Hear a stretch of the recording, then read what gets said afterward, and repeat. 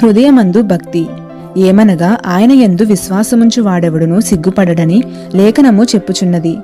రోమీలకు రాసిన పత్రిక 10వ అధ్యాయం 11వ వచనం. సువార్త అనున్నది మొట్టమొదట మానవ హృదయములకే గాని మనసుకు కాదు.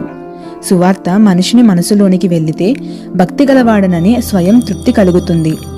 మనము మోషే ధర్మశాస్త్రముకు లోబడితే కొంచెము ఆశీర్వాదము పొందుతాము, కానీ అది మారుమనస్సు కాదు.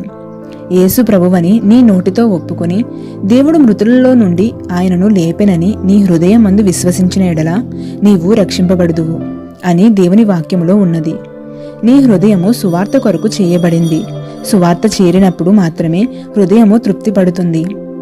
దేవుడు అనగా మనిషి రూపము కలిగిన యేసుక్రీస్తు మరణించడానికి కారణము నీ పాపమే అనే సువార్తను నీవు తప్పక విశ్వసించాలి.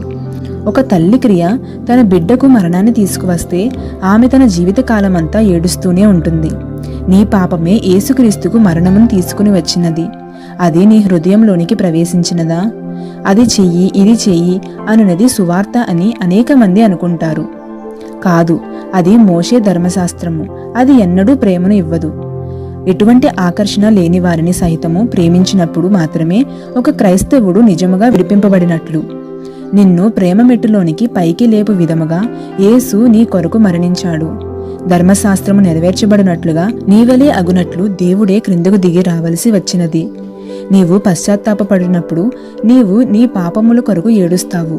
నీలో ఉన్న దేవుని ఆత్మ కూడా ఏడుస్తాడు. నీవు మాట్లాడుతున్నప్పుడు ఇతరులు కూడా ఏడ్చినట్లు నీలో నుండి సహజముగా సువార్త వచ్చును. ఒకప్పుడు ఈ రోడ్ అను పట్టణపు మిషనరీలను తేలివేశారు. అక్కడ ఉజ్జీవ కూటములను జరుపుటకు మేము వెళ్ళినప్పుడు సమయాభావము వల్ల మధ్యరాత్రిలో మాత్రమే కూటము పెట్టుట సాధ్యమైనది. మేము సువార్త అందిస్తుండగా నేల అంతా కన్నీటిమయమైపోయింది. నేను నడుస్తూ జారిపోయాను. ఒక మనుషుడు నిజముగా మారుమనసు పొంది ప్రసంగిస్తే హృదయ రహస్యాలు బయలుపరచబడతాయి. కాబట్టి వచ్చి విన్నవారు నీలో దేవుడు ఉన్నాడని గ్రహిస్తారు. అంతేగాక వారి హృదయము లోతైనది. పశ్చాత్తాపంతో దానిని త్రవ్వినట్లయితే పరిశుద్ధాత్ముడు నివసించు ప్రదేశముగా ఆ హృదయము మారును. నీ పాపములను పూర్తిగా త్రవ్వి బయటకు తీసినట్లయితే నీ ఒక నూతన సృష్టిగా మారతావు.